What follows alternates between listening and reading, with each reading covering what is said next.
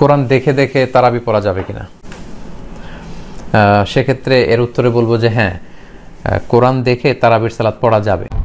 কথা হলো যে নামাজের মধ্যে কোরআন লম্বা পড়বেন, তো মুখস্থ করেন না কেন?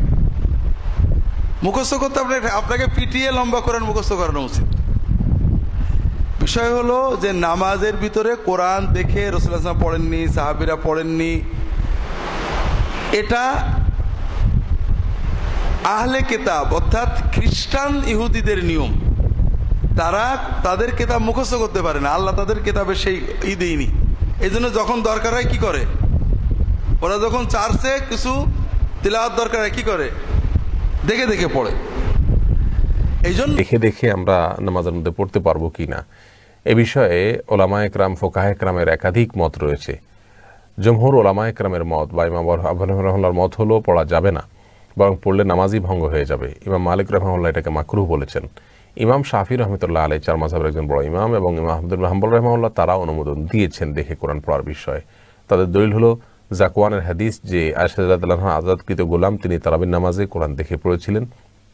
বাইহাকিতে হাদিসটি বর্ণিত হয়েছে। হাদিসটিকে ভিত্তি করে ওনারা বলেন যে এটা অনুমোদিত।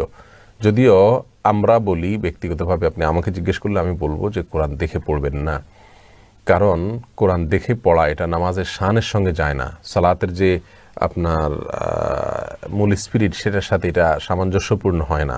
দেখে দেখে নামাজে কোরআন তেলাওয়াত তারাবিতে করা যাবে কিনা, এই ক্ষেত্রে আমি কিছু দলিল তুলে ধরছি বিষয়টি স্পষ্ট করার জন্য। মূলত আমাদের একটি বিষয় জানা থাকতে হবে, ফতুয়া কে দিবে? তিনি ফতুয়া দিবেন যিনি কোরআন হাদিসে পারদর্শী হবেন, পাশাপাশি ফাতাওয়ার নির্ভরযোগ্য কিতাব, তিনি যে মাযহাবের হবেন সেই মাযহাবের কিতাবগুলো খুব ভালো করে তাকে পড়াশোনা থাকতে হবে। বিশেষ করে যিনি হানাফি হবেন, ফতুয়া দিবেন, তাকে দুররে মুখতার, রাদ্দুল মুখতার, গায়াতুল আওতার, ফাতোয়া কাজী খান, সেরাজিয়া, কবায়দুল ফিক, আল আশবা ওয়ান নাজায়ের, এরকম 14 থেকে 17টি কিতাব অত্যন্ত উচ্চ শিক্ষিত মুফতির তত্ত্বাবধানে থাকে। নিবিড় তত্ত্বাবধানে 2 বছর পড়াশোনা করতে হবে। তারপর তিনি মুফতি হিসেবে ফতোয়া দেওয়ার যোগ্যতা লাভ করবেন। তারপর দেখতে হবে যিনি ফতোয়া দিবেন তাকে ওরফ দেখতে হবে, ওরফ, তাওয়ারুসুন নাস বা ওরফ, এগুলো দেখেই তাকে ফতোয়া দিতে হবে। তৃতীয়ত যিনি ফতোয়া দিবেন তাকে উল্লেখ করতে হবে যে কোন মাযহাবের কি ফাতাওয়া, তাকে উল্লেখ করে দিতে হয় যে হানাফিতে এটা চলবে, শাফিতে চলবে না, মালিকিতে চলবে না, তা উল্লেখ করতে হবে। কেউ প্রশ্ন করলো আর দলিল প্রমাণবিহীন তাহকিক ছাড়া উত্তর দিয়ে বিভ্রান্তি সৃষ্টি করাটা চরম পর্যায়ের একটি ধৃষ্টতা ছাড়া আর কিছু নয়। মূলত কোরআন সুন্নাহ এবং বিশেষ করে ফিকহে হানাফি অনুযায়ী নামাজরত অবস্থায় কোরআন কারীম দেখে দেখে তেলাওয়াত করা চলবে না, এতে নামাজ হবে না, নামাজ নষ্ট হয়ে যাবে। এ ব্যাপারে ফাথুল কাদিরের মধ্যে আল্লামা ইবনুল হুমাম রাহমাতুল্লাহ তিনি কথাটিকে সুন্দর করে তুলে ধরেছেন। ওয়া ইদা ক্বারাআল ইমামু মিনাল মাসহাফ কানা মিনাল মাসহাফি ফাসারা কামা ইদা তালাক্কানা মিন গায়রিহি ওয়া আলা হাদা লা ফারকা বাইনাল মাওদাই ওয়াল মাহমুল। ইমাম আজম আবু হানিফা রাহমাতুল্লাহর মতে যে ইমাম যদি নামাজ পড়ার সময় কোরআন কারীম হাতে নিয়ে দেখে দেখে পড়ে তা তার নামাজ ফাসেদ হয়ে যাবে, বাতিল হয়ে যাবে, নামাজ হবে না। আর সাহেবাইন বলেছেন তার নামাজ হয়ে যাবে মাকরুর সাথে, কারণ সে একটি ইবাদতের সাথে আরেকটি ইবাদতকে সংযোগ করেছে, তাতে সমস্যা নেই। তবে সাহেবাইনের মতে এটা মাকরু হবে, কারণ সে আহলি কিতাব ইহুদি খ্রিস্টানদের তাসাব্বুহকে অবলম্বন করল। কারণ ইহুদি খ্রিস্টানগণ তাওরাত, ইনজিল, জাবুর এগুলো মুখস্থ করতে পারতো না, সেজন্য তারা তাদের নামাজে কিতাবগুলো দেখে দেখে পড়ত।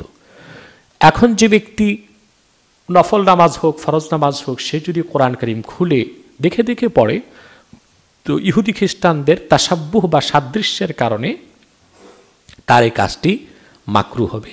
এটা সাহেবাইনের মত, ইমাম মুহাম্মদ এবং ইমাম আবু ইউসুফের মত। ইমাম আজমের মতে নামাজ হবেই না, বাতিল, ফাসেদ।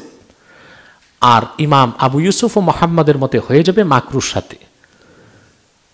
ফেকার ফতোয়ার কিতাবে মুতলাক মাকরু মানি মাকরু তাহরিমা, অর্থাৎ সাহেবানের মতো নামাজটা মাকরুর সাথে হবে, আর নামাজে মাকরু হওয়ার মানে নামাজে কোনো সোয়াব হবে না। তা আমরা তো নামাজ পড়বো সোয়াবের জন্য, যদি নামাজে সোয়াবই না হয় তো সে নামাজ পড়ে তো কোনো দরকার নাই। আর ফাতাওয়া হচ্ছে ইমাম আজম আবু হানিফার মতের উপর। ইমাম আজম আবু হানিফা রহমতুল্লাহ বলেন, যে ব্যক্তি কোরআন করিম দেখে দেখে নামাজ পড়বে তার দ্বারা আমলে কাসির হবে। প্রথম আমল, কোরআন করিম তাকে হাতে রাখতে হলো। 2, কোরআন করিমকে দেখা, 2টি আমল। 3 পৃষ্ঠা উল্টানো, 3টি আমল। এই 3টি আমলে কালিল মিলে আমলে কাসির হয়ে যায়। আর নামাজ ফরজ হোক, ওয়াজিব হোক, সুন্নত হোক, নফল হোক, কোনো নামাজেই আমলে কাসির করলে নামাজটা নষ্ট হয়ে যাবে।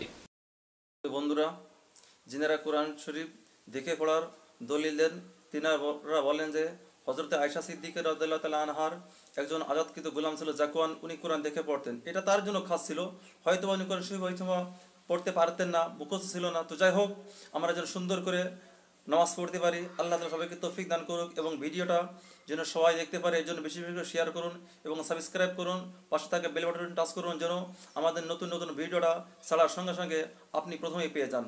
আল্লাহ তাআলা সুস্থ রাখুক, ভালো থাকেন। আসসালামু আলাইকুম ওয়া রাহমাতুল্লাহ।